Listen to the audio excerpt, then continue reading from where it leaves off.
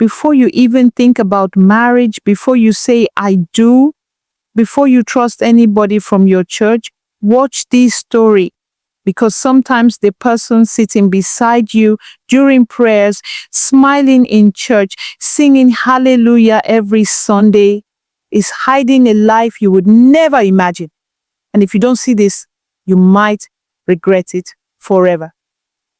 So before we start, hit that subscribe button, because stories like this can save lives and you don't want to miss what happens next. Lagos, Nigeria. The church bells chimed at exactly 7 a.m. People filed in slowly, their faces calm, serene, some anxious. Among them was Nneka, 27 years old, beautiful, bright, and full of dreams. Her life had been simple. Born and raised in a devout family, she always believed in two things: God and honesty.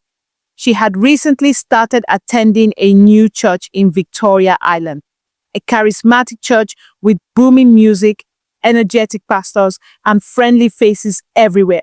It was there she met Nneka, tall, charismatic, sharp suit, always smiling, always helping the church, always sitting in the front row. Every girl in the church noticed him, but Nneka, she felt a pull.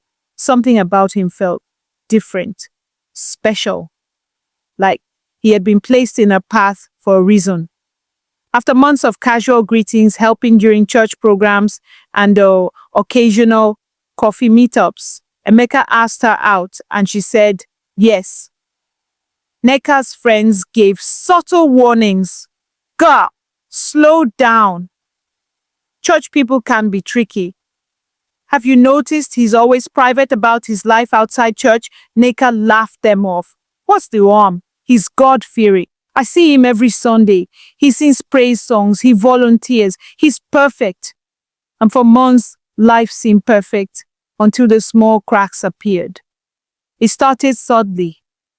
He was always busy on weekdays, claiming church ministry commitments. He avoided family gatherings. He refused to introduce her to his friends outside the church. But Nneka told herself, it's fine. I just need patience. God's man will be God's man. One Friday evening, Nneka decided to surprise Nneka at his apartment. She rang the doorbell. No answer. She peeked through the window, and that's when she saw it. A woman in tight clothing, not from church, was laughing inside, and Nneka was holding her hand. Her heart froze. She ran back silently, tears blurring her vision. She didn't confront him, not yet, but questions began to eat her from inside. How could someone so God-fearing behave like this? Was she imagining it? She tried to pray it away, but the uneasy feeling grew. Over the next few weeks, the tension escalated. He started canceling dates without reason. His phone was always on silent. Friends whispered things about Nneka's complicated life.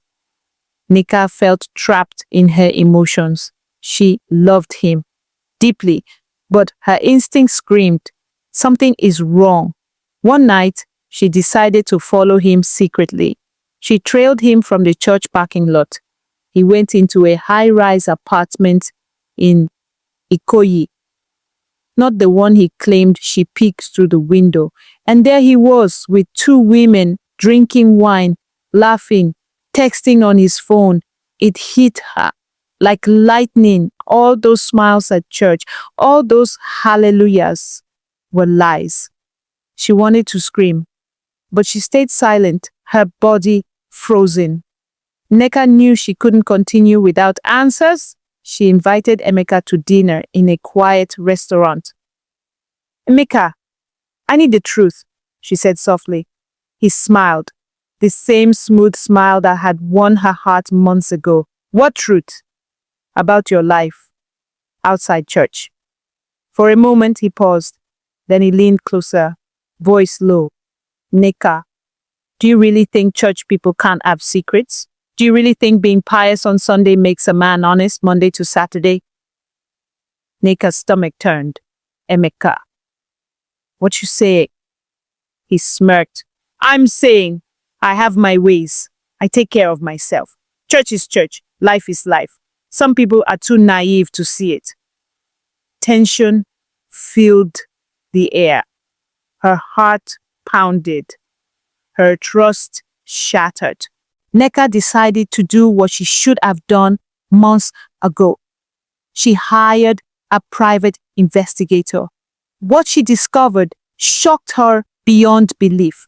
Emeka had been married before, a secret church wedding he never mentioned. He's had a child with another woman. He ran a small business on the side, involved in shady dealings.